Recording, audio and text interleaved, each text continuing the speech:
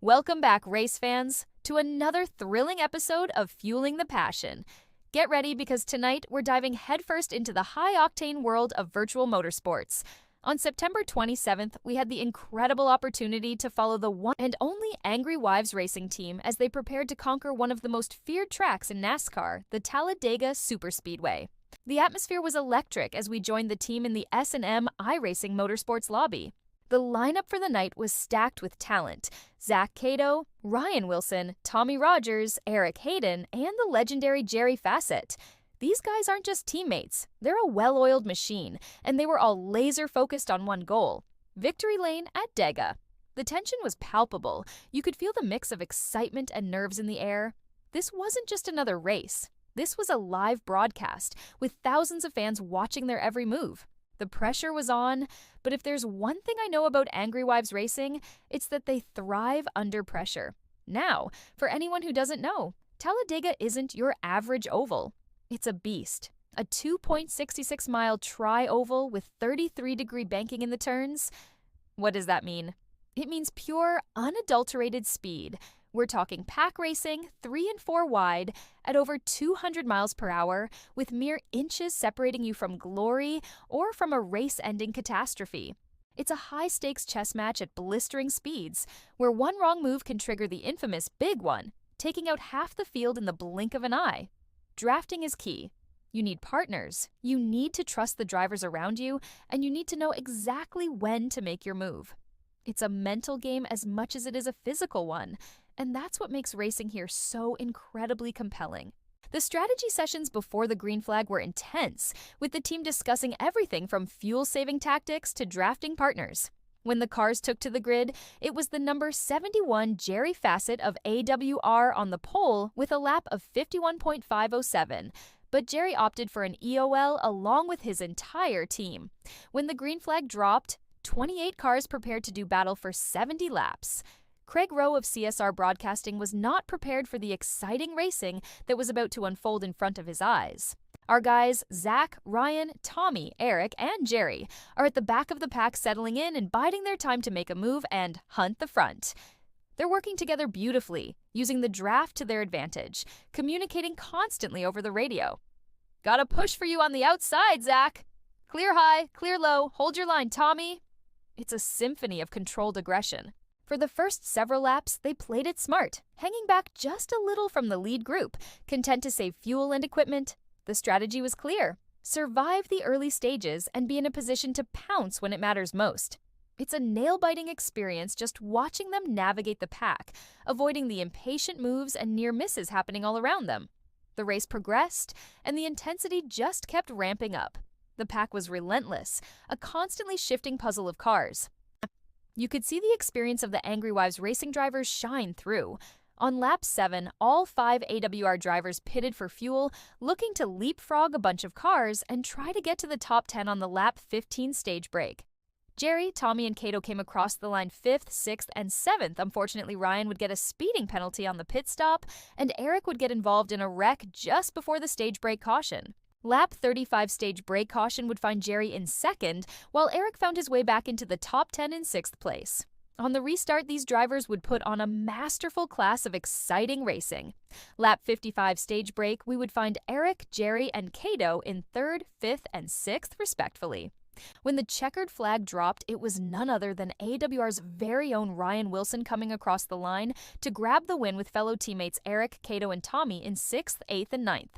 Jerry was involved in a last lap wreck, limping across the line in 15th. As exciting as the racing was, leaving fans on their feet and even broadcaster Craig Rowe on the edge of his seat, it would all be overshadowed by the drama that unfolded in the race. That's right, drama! Stick around after watching some of the wrecks and exciting 3-wide action as I try to unravel just what went down with AWR driver Zach Cato and S&M driver James Jepson. You won't want to miss it.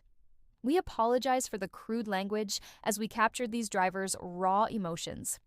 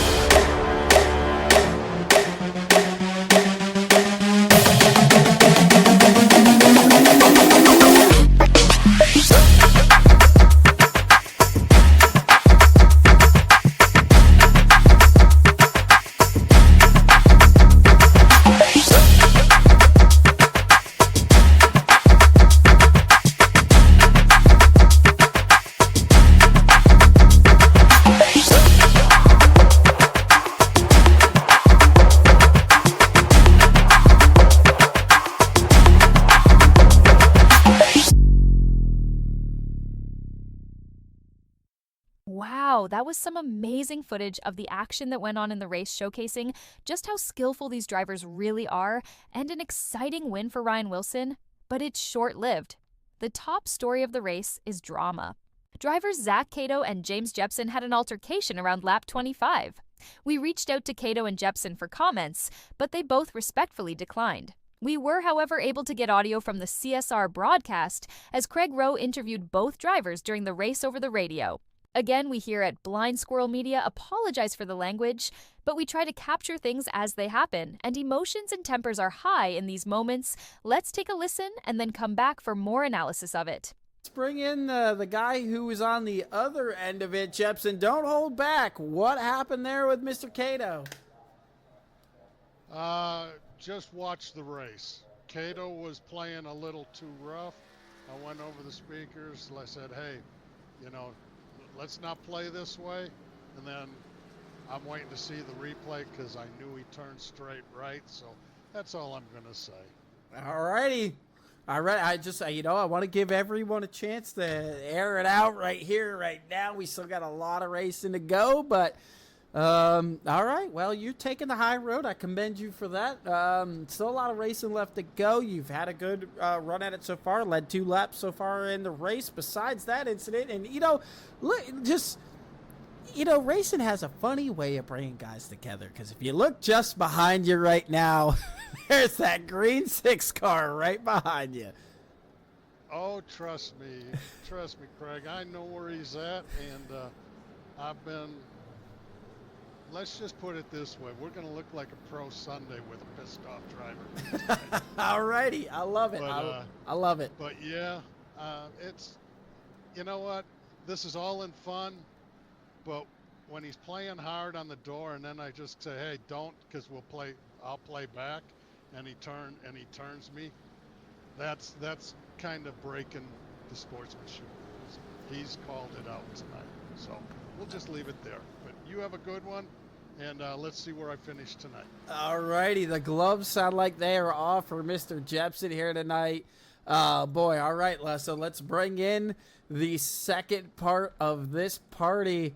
Let's bring him in here. No, I can drive. He can't. Fuck him. He dead. Well, I mean, if your Discord sound is anyway how you feel, Mr. Cato, you gotta give us the rundown right here. Give us what your thoughts were. I'll give you the rundown, all right?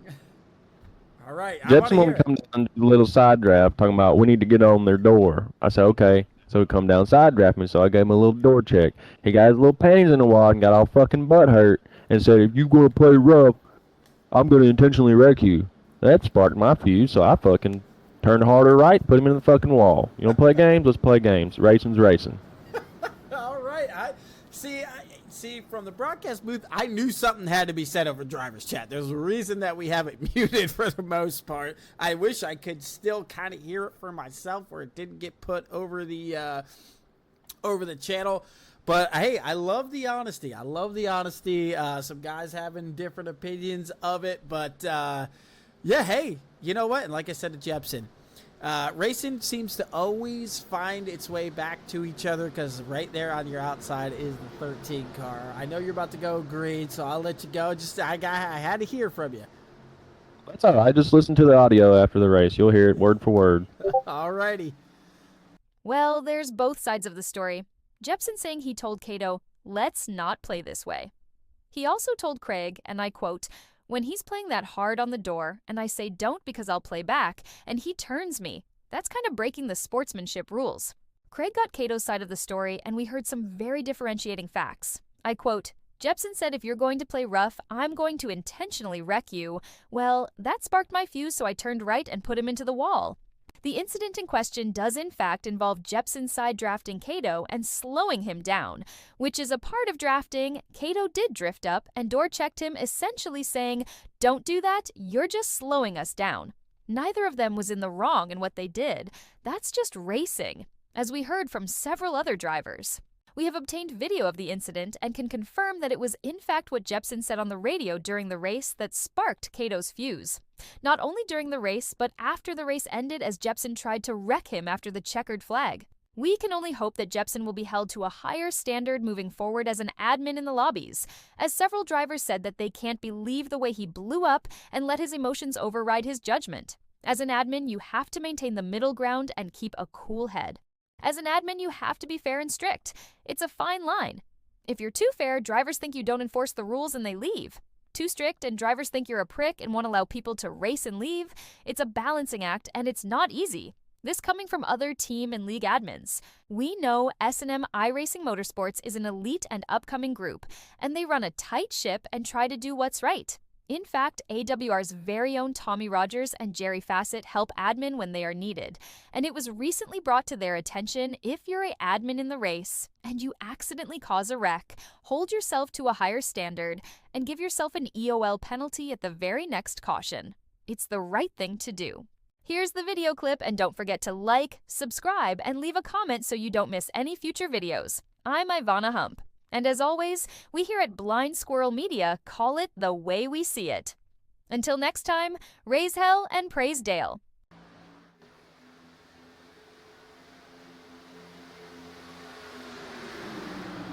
Katie, you play that game tonight with me and I'll wreck you and me both out.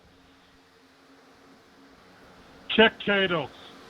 He just purposely took me out.